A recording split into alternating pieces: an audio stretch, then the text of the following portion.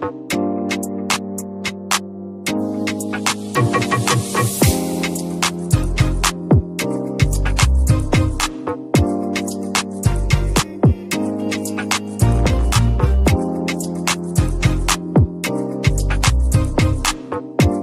name is David Moses Otieno. I'm from Kisumu County, Nyakach Sub-County, a place called Thurdiboro. My mother was a businesswoman, likewise my father. Unfortunately, they passed on. So we grew up as siblings without the parents when I was in class 8. We are 8 children in the family. So I grew up going to a nearby primary school. My mom was a fishmonger. So we could also assist her once in a while in ensuring that the fish are ready for the market. And that's basically what we did. I went to a primary school. So when I was in class 7, my mom passed on. So I had to go to class 8. Then I joined a high school. And that was miraculous because I got a sponsor right from class 8. I got a guy, he's a bishop. We call Bishop Titus Zakayo Ingana, a geologist, and I wanted to be a geologist because of that. So when I went to school, what do you want to become? I want to be a geologist. So I went to Orero Boys High School, Orero Boys in Homa Bay County, in Rangwe. That's where I did my high school, from 2002 to 2005. I proceeded to Moi University, where I did accounting.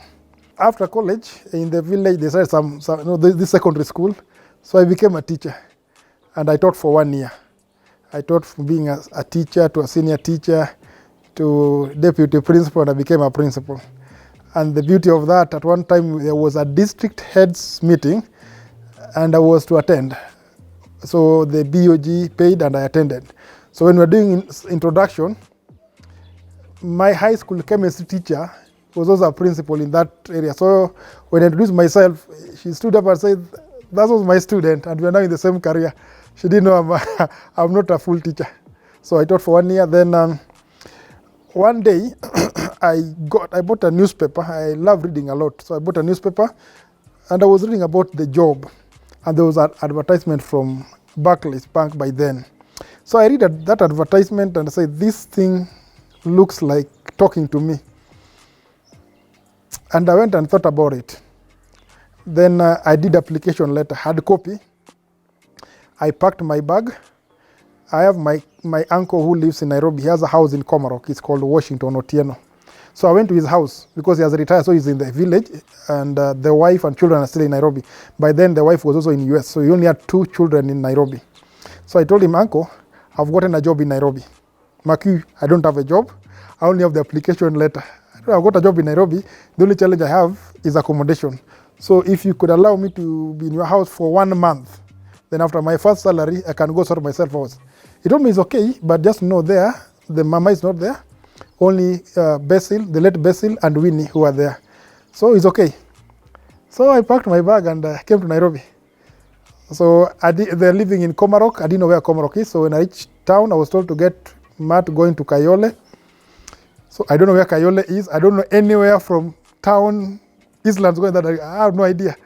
So I'm thinking, I think nimefika. I think I'm there. So I told the guy, nashuka hapo. So nikashuka. So I don't know where I am, middle of nowhere. You know, you're from the village green, cars are many, people are many, you're wondering where they're going to. Eventually, I walked, then I tried reaching the kids, they were not picking. I called another aunt of mine in Rongai. Now she's telling me, go to town, get a mat, go to Rongai. This is not making sense to me. So I looked at my pocket. I've also lost my money. I have 50 bob in my pocket. So I told myself, there's a next one here is a bar. I'll go into that bar. That's around 8 p.m. Sit down, order Sprite, hoping it will be 50 bob. I'll drink that Sprite till morning. So I told myself. So I sat. Before I ordered, they called. David, where are you? They can be where I am. It's Kayole, Kayole Secondary School. You are out there. Just come. If that we're going up, just come. We meet on the way. So that's how I got myself to Nairobi. So when I got the next, I think it was on a Saturday. On Monday, I came to Safaricom where there's Absa now. That time it was Barclays. I dropped my CV, I went back home. I gave them 2 days, they didn't call me. I became so impatient. I wrote another one. I dropped at Loiter Street. There's also ABSA there, Loiter Street. So I waited, that week passed. The next week I was called. That's how I got my job in ABSA.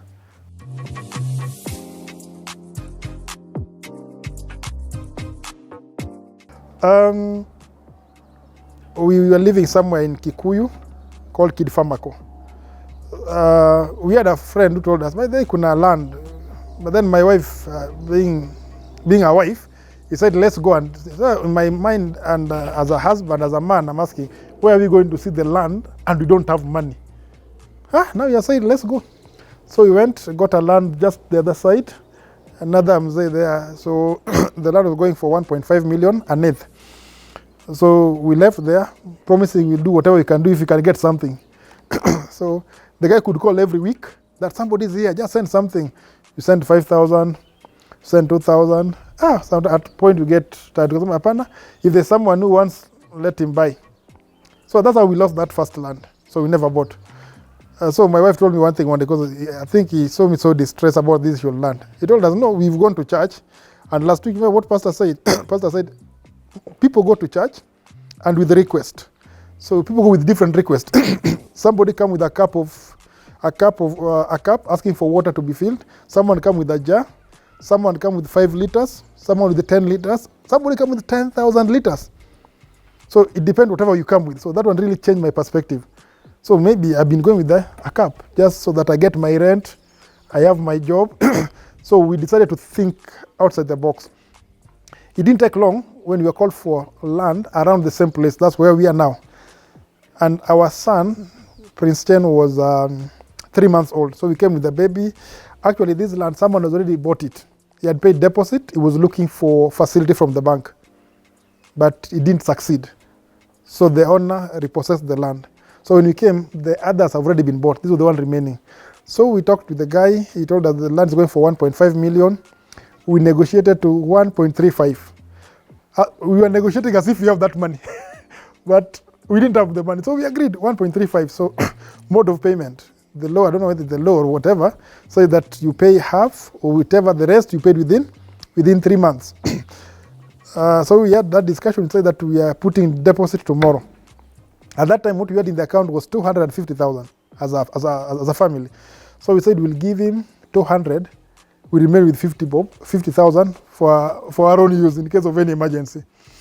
And then my wife told me, you know what?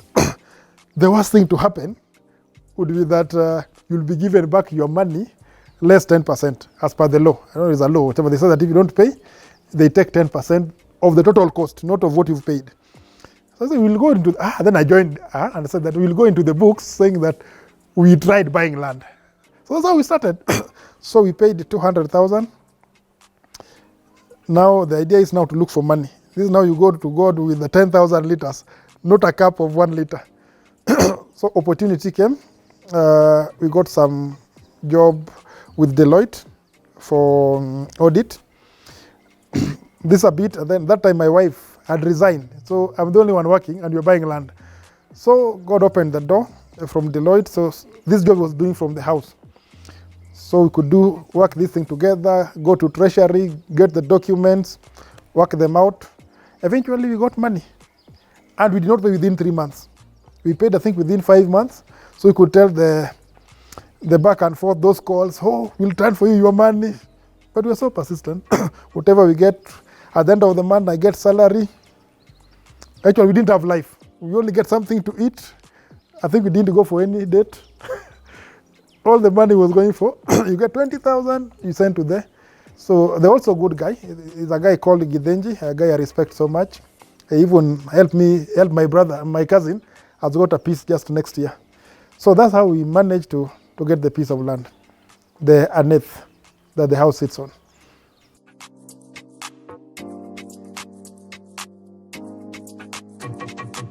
That's a nice question. I would say as a Christian, we rely so much on God as our provider, and for sure he did provide.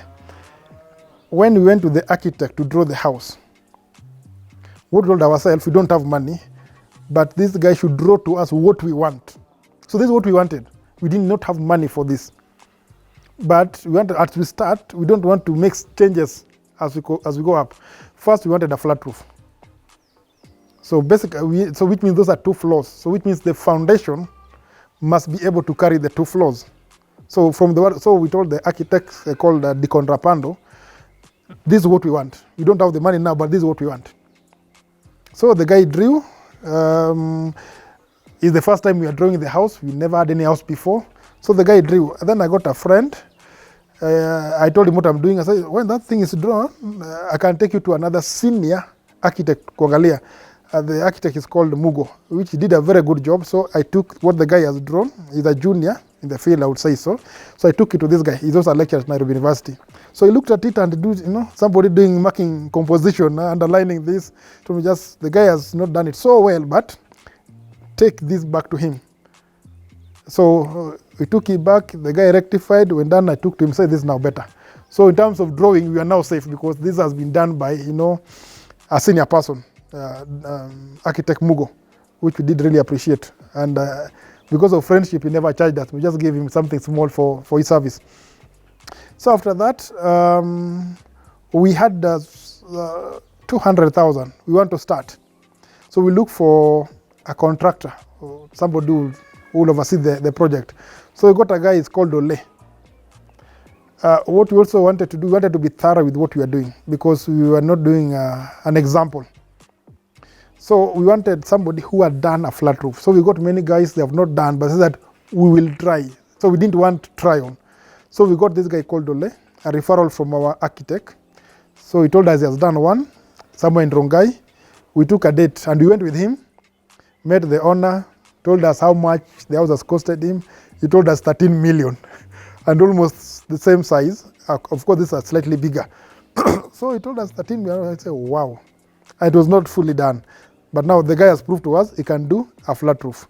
So we settled on the guy. So we agreed, actually, so we were supposed to do the construction in phases because we didn't have money. So the first phase was to do the foundation. After foundation, we look for another source of money. Because one thing we've said, this is what we want, we will build it however long it will take. So what is drawn is what we want. So the guy came, we agreed, he looked at the drawing, said it's okay. We look for structural engineer who drew the kind of the column and the type of metal we'll need. They're called D16, D14, D12, D10 and all that.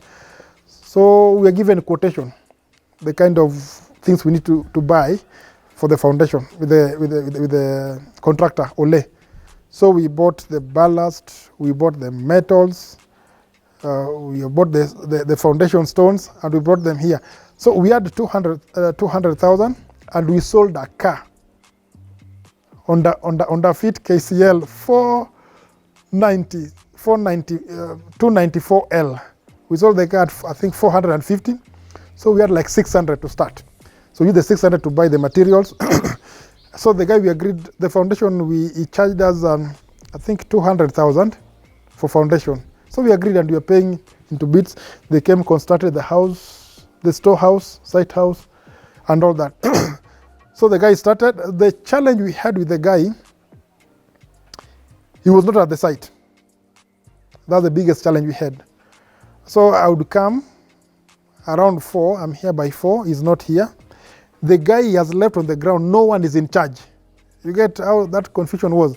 So no one is taking lead. You know, like we are 2 of us or we are 5 of us, you've appointed one of them to be their lead. No. So if you go there, you find them, they're confused. Everyone's doing this wrong thing. So I had a meeting with him. No, it's okay. So I asked myself, where he is it being paid gold and I'm paying him silver? And I told myself, no. We are paying in Kenya currency. So seems this mine is not that more important. So I think one day I called him, I said we can't continue like this. So we are terminating the contract. Because surely if you can't give me the service, you've left, the people you've left like ni watu wa mkono, they have no idea. So thank God that time I had a friend who was constructed, who was just almost finishing his house in Syokimau. And then we told him what we are going through. He told us, no. You are on a red soil and doing foundation at 200,000. That's a lot. Because that was labor alone, not we bought everything. That was labor, his labor. He said his is on a cotton soil, black cotton soil, and used 120,000. So mine should be much cheaper. So told me there's somebody who has done it for me called Masharia. So I'll refer Masharia here. So Masharia finished, then Masharia came, and it was a blessing. He's a foreman, and what we also wanted for a foreman is somebody who has done house, a foreman who has built before. So if what should a fundi do in a day? If this building costs how many in a day? So that really assisted. So it was just a foreman here for those number of time. I was paying him 2,000 per day. So that really did the job from the word go. Actually took over from foundation and did a good job.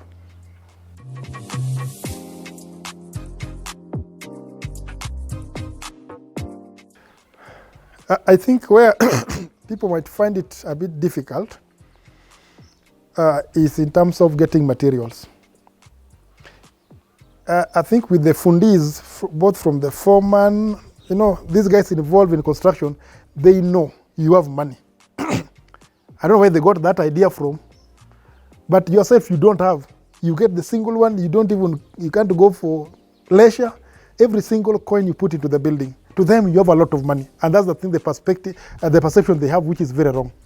So, kila mtu anataka kukukula. I would say that, Kiswahili word somewhere there. So that is the wrong thing. So me, when I started, I bought material for myself. I started with the stone. The foundation stone, there's a quarry, you can see it over there. Thank God it's so close, so quarry, the foundation stone were easy to get.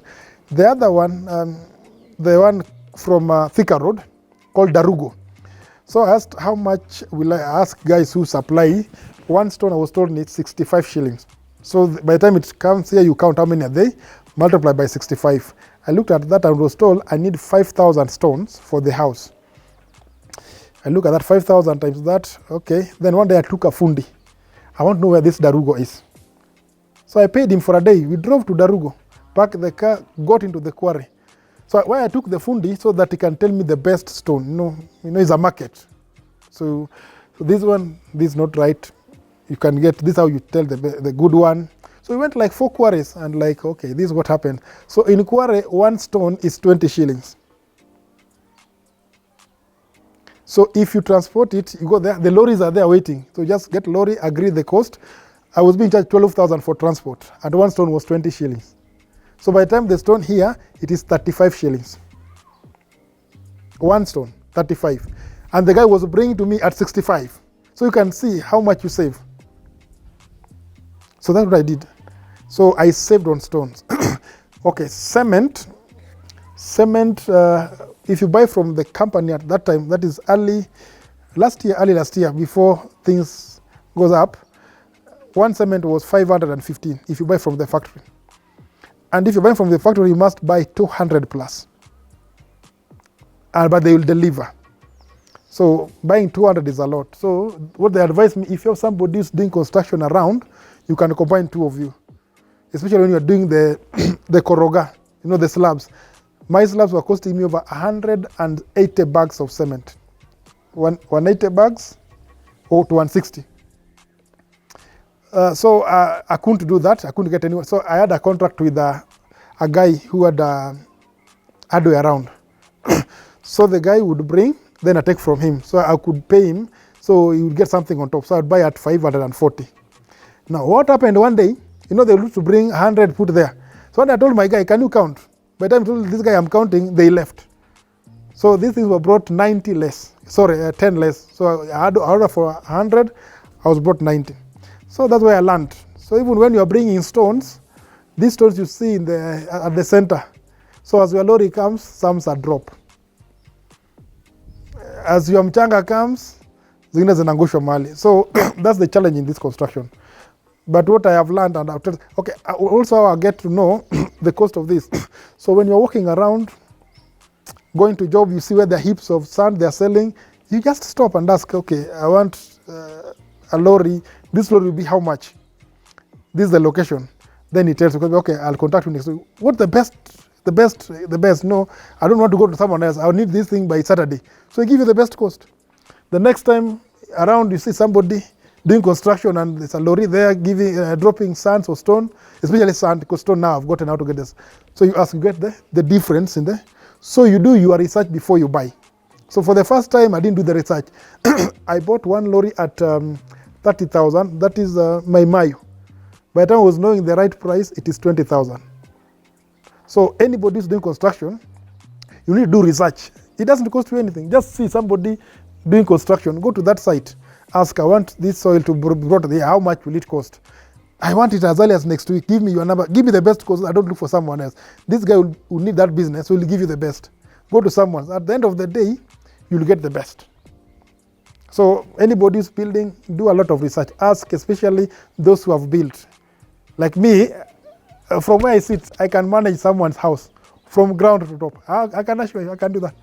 I can resign and manage your house, and you lose the... Because now, those who have come here and asked me, how much have I spent?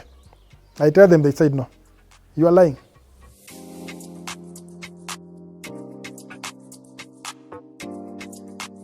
I was living in Kikuyu. From Kikuyu to 6 kilometers.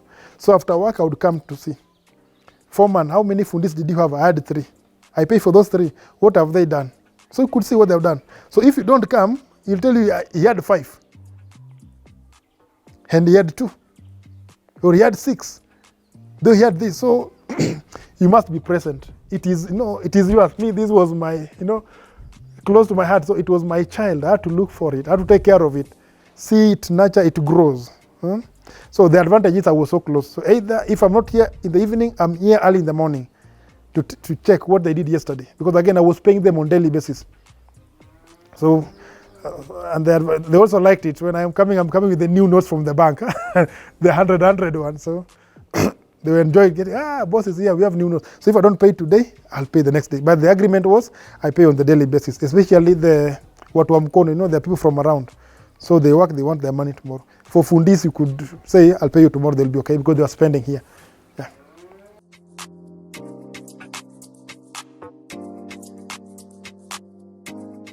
They have different faiths. People believe in some supernatural. Everywhere, whether it's worship God, but there's some supernatural that people believe in. And that would control the environment. So from my end, my supernatural is God. And if you believe in something, it shapes your life. It shapes your thinking, and it shapes your behavior. So what is this supernatural about? So those who have read the Bible, this is what is expected of us. We believe that when we pray, God provides. So you believe that, and it happens. So this, to me, it is God who has provided. Because we did it when my wife was out of employment. I'm the only one who's working. We are paying for the first down payment of 200,000. We have nothing. I'm the only one working. He's looking for those audit jobs to do. And then an avenue comes through. And again, what we also learned that when you're looking for something, you get it. You start looking for something, you get it. As a man, or any other man, you've just seen a girl you want to marry. What did you do? You are told no, you never bothered about those no. You continue to pursue. Yes. Me, I was told no. But did I stop at no? If I stop, I could not have a wife now. But you believe that she's the one. She's so beautiful, and you fought. Other men were there. You fought, and you proved yourself that you are worth this woman. So if whatever you want in life, you have to fight for it. You believe that this is mine.